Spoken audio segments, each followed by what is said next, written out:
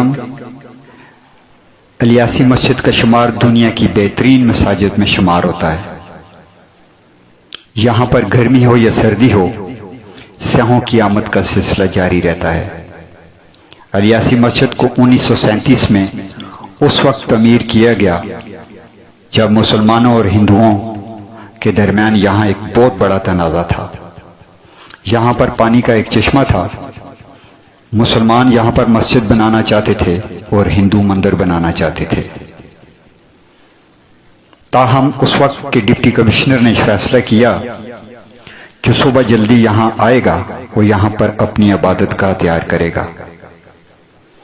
مسلمانوں کا جذبہ ایمانی تھا، وہ رات کو سوئے نہیں بلکہ رات میں ہی ایک کچی مسجد بنا دی۔ الیاسی مسجد حاجی فضل الدین بابا نے تعمیر کی تھی۔ اس مسجد کا اصل نام لہاسی مسجد تھا، بعد میں اس کا نام الیاسی مسجد رکھا گیا ہے۔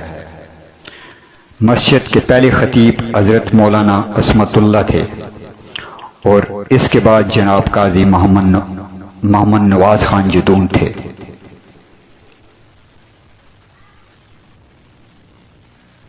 مسجد کی دیواروں پر جو خوبصورت اشعار لکھے ہوئے ہیں وہ حاجی عبداللہ خان جدون موسیٰ زئی کے ہاتھ کے لکھے ہوئے ہیں۔